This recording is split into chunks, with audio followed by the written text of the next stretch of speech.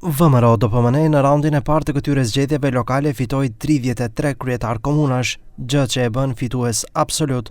Megjithatë, është fakt se numri i votave është më i vogël krahasuar me zgjedhjet parlamentare të vitit të kaluar, por duhet theksuar se është rezultat shumë më i mirë sesa në zgjedhjet lokale të para 4 viteve, ku në raundin e parë fitoi 22 komuna.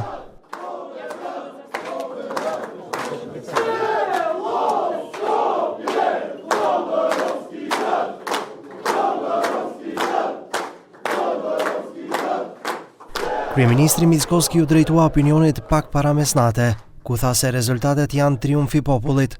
Ai u ndal veçanërisht te raporti i rezultateve me LSDM-n, duke theksuar se kanë fituar në raundin e parë në disa komuna që ishin bastionet të socialdemokratëve.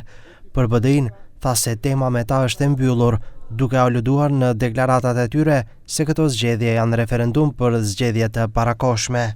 Разликата е 2:1, некаде 3:1, некаде и многу поголема. Имаме победи во општини каде СДСМ имаше своји градоначалници.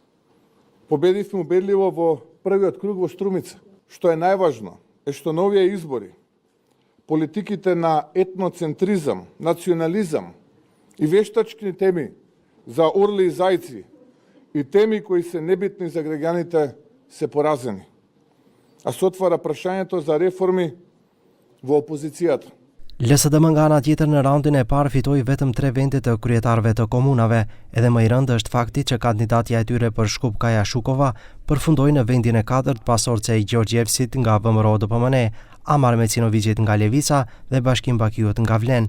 E njëjta situatë është edhe në Këshillin e qytetit të Shkupit, ku janë të pestët sipas numrit të këshilltarëve. Kryetari i partisë, Venko Filipçe, nuk e fsheu që nuk është i kënaqur, por megjithatë u përpoq ta zbus humbjen, duke thënë se në disa komuna kanë pasur rritje të votave në krahasim me zgjedhjet e kaluara. Социјалдемократскиот сојуз на Македонија во првиот круг победи во 3 општини, тоа се Крива Паланка, Кривогаштани и Богданци.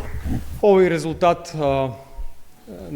мислам дека не е тој кој што го посакувавме сите, меѓутоа би рекол дека, имајќи ги предвид околностите, не е лош резултат, посебно што не насекаде, меѓутоа во еден добар дел од општините навистина имаме зголемување на бројот на гласови, кога ги споредуваме со ланската година, и тоа е еден доказ на таа консолидација која што започна изминатите месеци, изминатата година во партијата. Të dy kandidatët e Znamit hynë në raundin e dytë. Maksim Dimitrievski do të përballet me kandidatin e pavarur Goran Stojkovski, ndërsa Miroslav Labudović me kryetarin aktual të komunës Qendër, Goran Gerasimovski.